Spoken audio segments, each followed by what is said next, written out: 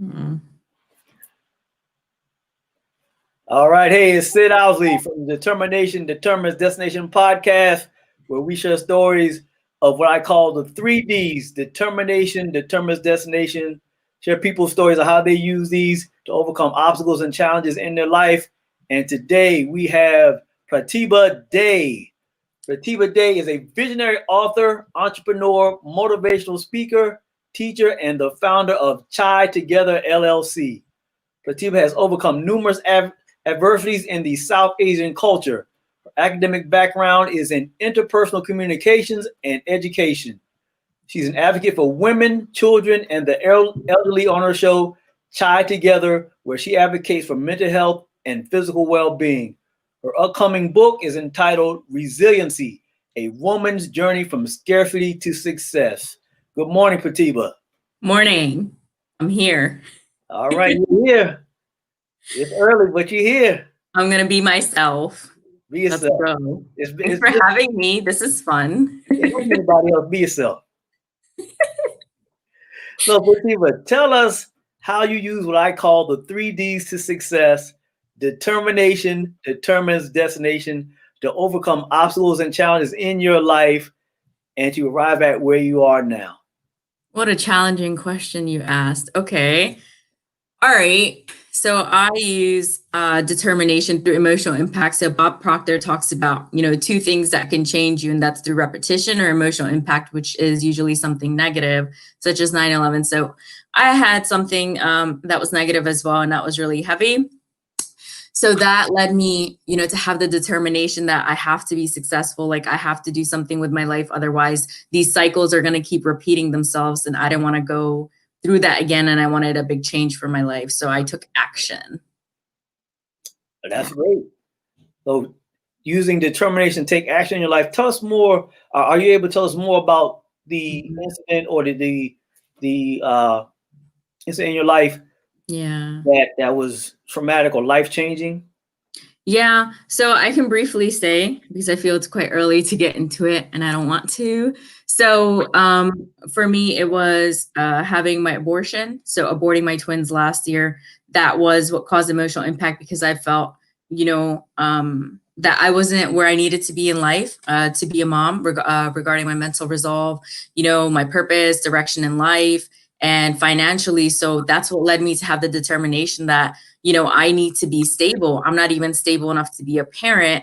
And I didn't want to bring two children into, the world when I wasn't good enough, at the time to take care of them. That is as you said, a heavy situation. And congratulations on being determined to overcome that situation in your life. And now with your show, Chai Together LLC, tell us more about that, what that's all about, and how it's impacting people's lives. So I would love to talk more about Chai. So Chai Together started in August 30th in 2020. So during the pandemic, and I never spoke on camera before. And what led me to first speak on camera was the 3-minute speech that I did for Mr. Les Brown's Power Voice Summit. And that opened the door to be more comfortable on camera because of the positive feedback and support that I received, from our Power Voice family, which you're into. And so once I did that, I had already created a channel called Chai Together. The name came to me because I have Chai Together with my mom every day. And chai is Indian tea. So in the Western world, it's like a chai latte, but that's not the same thing. So I want to make that clear. And so my mom has 2 mental illness diagnoses. One is paranoid schizophrenia, and the second is illness anxiety disorder. So let me just get into those 2 a little bit. So illness anxiety disorder is when someone believes that, they're physically ill. It's something that starts in the mind, and you believe it so much that it manifests into your body and it becomes real, such as like coughing or pains that aren't actually there, but your mind, your psyche believes it, that it's true. And that inspired me, to tell my story about my mom. I made a few solo videos. The first one's called Inspiration Behind Chai. Then I led on to have my first guest, which was Kawan Glover, and he's on your podcast. So that's how it all started. But I wanted to share what I was going through, I had never turned my pain into purpose, as in publicly spoke about things, but now I do. However, one thing I want to say is, the reason why I didn't want to get into detail about the thing that was emotionally impactful is because I've learned through therapy that to be careful where I speak and how I speak on it, because it can be worsening for healing. When I speak about it so often, it's something that's private, and I'm kind of pulling back on speaking about something that's so personal to me, because a lot of people have their own opinions. So let me stop there because I know I want to get more into about Try Together. But yeah, do you have a question? Okay. Well, your experience with with trauma and mental health issues, Yeah. or your own personal experiences with your mom, Mhm. and your creating Chai Together. Yeah.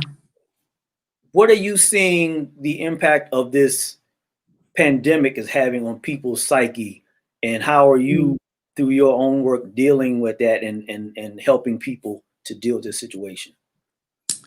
Yeah, there's a few people. So the people, I surround myself with now are mostly entrepreneurs and people in my mastermind, such as you, and and the online business activator. It's mostly entrepreneurs and people who have the same mindset as me. So I tend to stay uplifted because the material we, tend to study on a daily basis.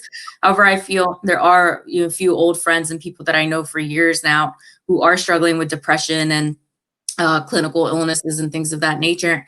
And I have reached out to those people for help. However, one thing that I learned from my counselor is that people don't receive help, when they're not ready to receive it. So I can offer, free resources, and Chai Together is always there. However, that cannot be enough. And of course, the suicide rate has went up. India is globally the second highest for suicide. Children at the age of 15 and under, there were 8,000 suicides in 2019 for just children. And I have my suicide prevention project with Aryan Mishra, which provides phones and laptops to children in India and New Delhi, because a student had committed suicide for not having the academic technology during the pandemic. So that's how that project started there. Wow. Did I answer? Yeah. Yeah. That's great that you were dealing with that situation, the lack of technology in India. Uh, Tell us more about India, Mhm. the culture of India, and how that relates to the mental health situation that you see there, and the work that you're doing with helping people. So I believe the mental health situation is very, very poor. Another fact is, there's possibly over 3 acid attacks every week in India. India is the highest, I think one of the highest when it comes to population, like after China. But regarding pollution and regarding just overall health, like one thing is a fact that, yoga stems from India. That's true. However, the environment in itself is poor. And Bollywood, the movies, the romantic movies specifically, play such a big role on the emotional mental health of young people, where young people are one of the ones committing, the most suicides, and also academic pressure of not getting straight A's. That's very like demanded in India. That's one of the reasons why college students, commit suicides, and people who can't find a job, because the reason, the Suicide Prevention Project, Give a Phone, Save a Life, that I do, that I get donations for, is about, students not having that technology, such as not being able to have a phone or a laptop to get on Zoom. But the point is that they don't have that mental resolve to know any better, that things will get better, this is temporary, and they commit suicide. So they don't have that, that nourishment that they need. They believe that once a problem comes about, people just want to go and commit suicide. They don't have the resiliency. Wow. Is that lack of resiliency? Mhm.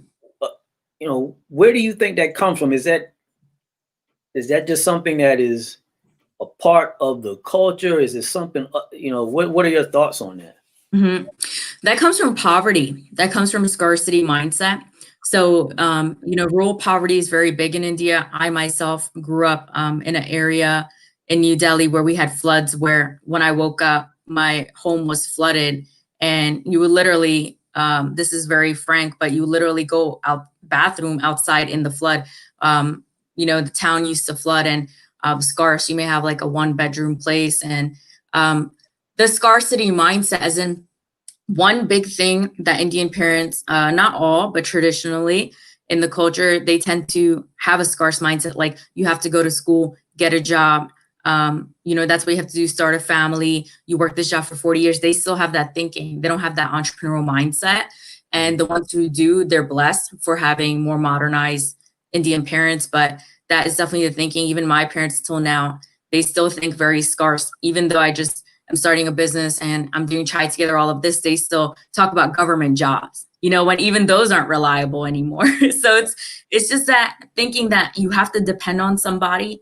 They have us thinking, the culture, that you have to do these certain steps that have been generationally passed down, which is not even valid anymore.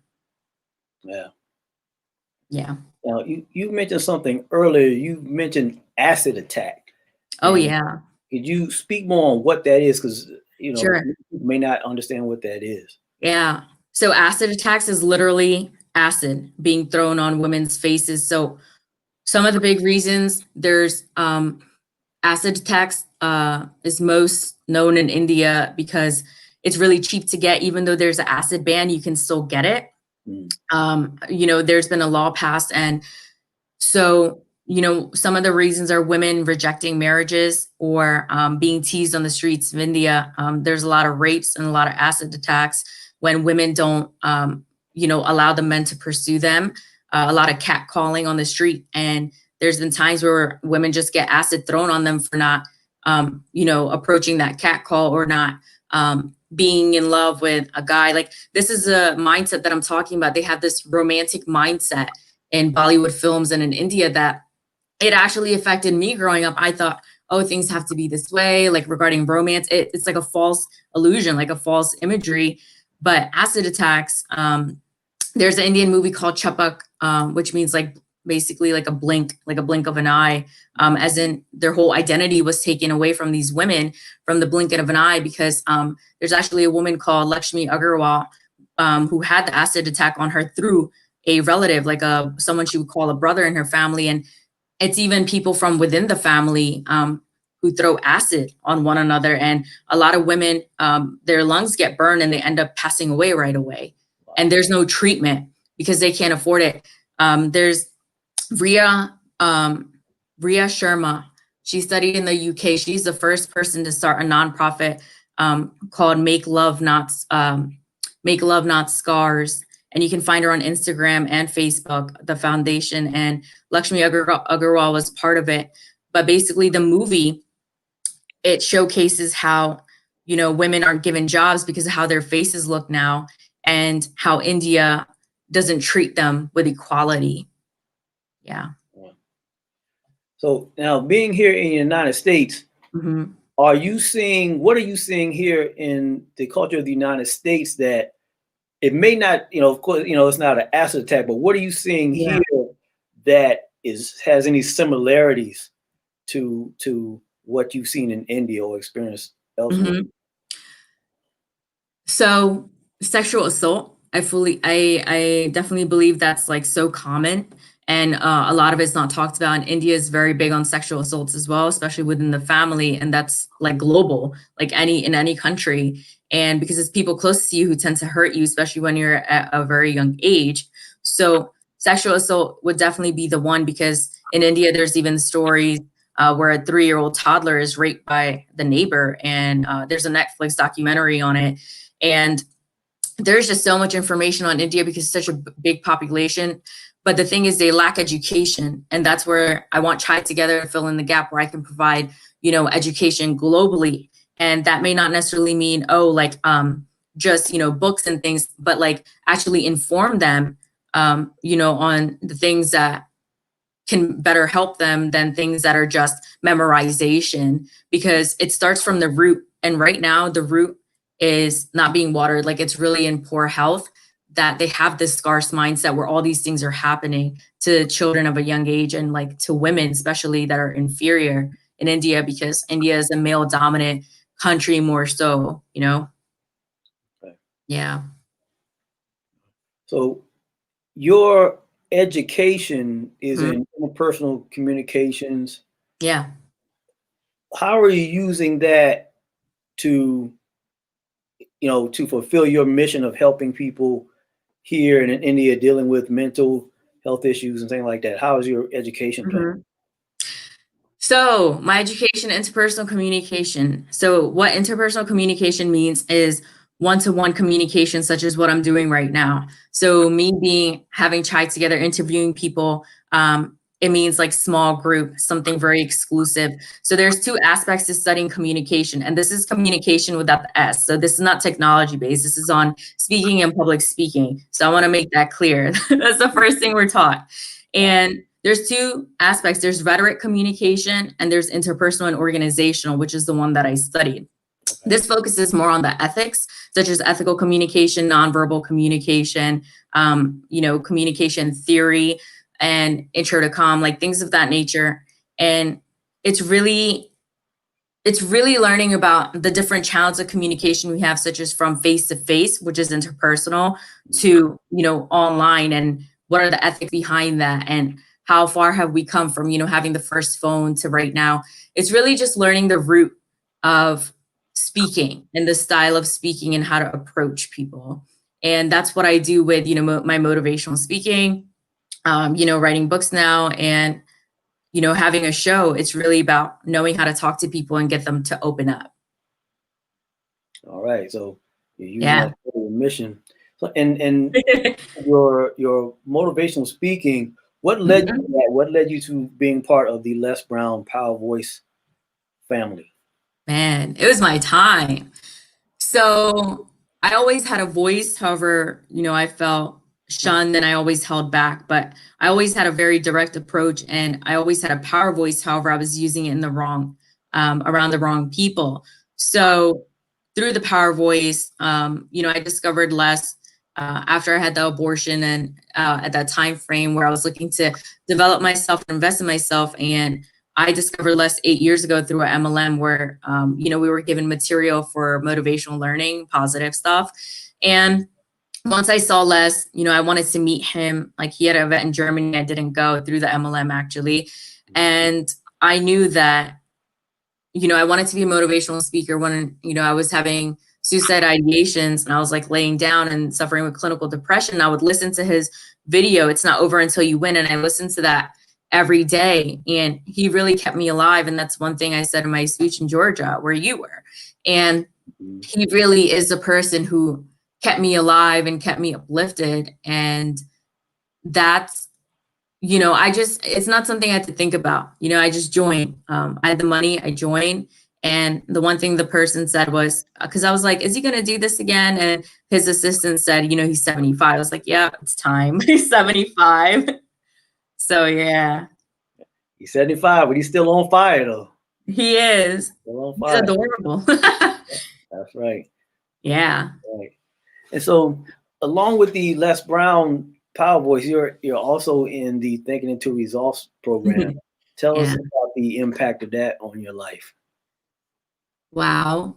So that is something that's really beneficial, not even just for the 6 months, because it's a 6-month program, mastermind, with the coach that you have. So our coach for Sid and I is John Tellerico, and Dolly is so amazing as well. So I just actually wrapped up listening to Dolly on her call, because we have access to that as well right now.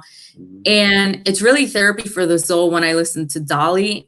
And when I listen to John, it's more of a structure, but when I listen to Dolly, I feel like she really speaks to my soul. But thinking into results as a whole, I feel like it's something you can benefit from even after the program's over and have the material. I feel like you can't go backwards if you keep studying what you need to study, even without a coach. Only you're responsible for like moving yourself forward. So if you stop studying, only you have yourself to blame, not anyone else, because it does work if you work, That's right. Yeah. So speak more on your book, The Resiliency, A Woman's Journey from Scarcity to Success, and on the topic of resiliency in general. Yeah, so resiliency, women's journey from scarcity to success. It came to me, earlier during the Power Voice, during the summer, And I knew I stood for resiliency, like especially when I started off speaking, and I still do. And, I have a debate with that. And I speak to a few people about that word resiliency, like what really is that? Because, everyone can approach it differently, positive, negative. So resiliency is, your ability to bounce back. And I had built mine earlier on. And, nothing can really phase me at this point because I've been through such a traumatic majority of stuff. But one thing is that the book is, it's going to be my story, my autobiography. However, I want to provide more value by making it more of a activity workbook where people can also, write down what they can do during that time when they're going through these things and things that I've been through that I didn't have access to, activity workbook or something that can be healing or helpful for me. So that's going to be the structure of it. But back to resiliency, what I recently learned is through like a Clubhouse call and speaking with a psychiatrist, EMDR, a friend of mine, and that when someone feels like, why do people always call me resilient or so strong and they feel bothered by it, that's because they haven't healed. When someone can't become annoyed by like, why do they always call me, weird or strong or resilient? Like, because you have to go through hardships to become resilient. And people may approach it like, well, I don't really feel good about people telling me I'm resilient because I wouldn't wish that on anyone, or I don't want anyone to go through that. And it reminds them of the times what they had to go through to become resilient, but they're not fully accepting that, and they're still not fully healed. So that's one thing I learned regarding resiliency, but I don't feel that way myself. I call myself resilient and without having a negative connotation to it, because I respect myself and I respect the things I went through to bring me to where I'm today to speak on this platform. That's awesome. Being, resilient is so important in so many areas. Yes. And with your business with Chai LLC and other things you're doing, you mentioned online business activator. Tell us about your business, your challenges with that business, your big wins, as well as your future plans. All right. So my big win is actually knowing what I'm creating now, because you can have like a block, and I was able to release that block by crying. So I actually, this is something I didn't tell you, but I actually had another episode, as in where, I don't know what exactly it was, but it was my paradigm where I went back to my trauma and all my trauma came back up. I was triggered by something my mom said, even though she didn't mean it in a negative connotation. I automatically was triggered. And there's something Dolly was talking about this morning and thinking into results. And it really helped me. And it's the fact that I'm aware of it and I can stop it. I can give my permission to stop it. And so that helped me, sort out what I need to create for the online business activator, which is going to be my program for Chai Together for mental health. And that really helped me sort some things out. And that was a challenge that I was having. So that is my big win. And what is your other question? Your challenges and future plans. What have been? Oh, my future plans. Yeah. So my future plans is to have a 12-week live with me about the mental health program for those who join, which will have a support group included. And my future plans is I'm going to grad school for marketing on March 8th. So I'm excited. That is my future plan. Like you are a recent graduate, right? I just graduated 1 week ago and I am in grad school now. You just graduated. I don't waste time. You see, I learned honestly, and there's also another opportunity which came to me, and I'm also going to Utah next weekend for a marketing leadership event that I'm invited to, which is so awesome. But yeah, I don't waste any time because I value time, so I'm always moving. That's great. That's awesome. What you say, the universe of speed, as our coach John Tallarico says. Yeah, speed loves money. You mentioned a word that maybe not everyone who is going to see this understands. You said the word paradigm. Oh, yeah. Really? You're going to ask me? Yes, I'm going to ask you to explain what a paradigm is.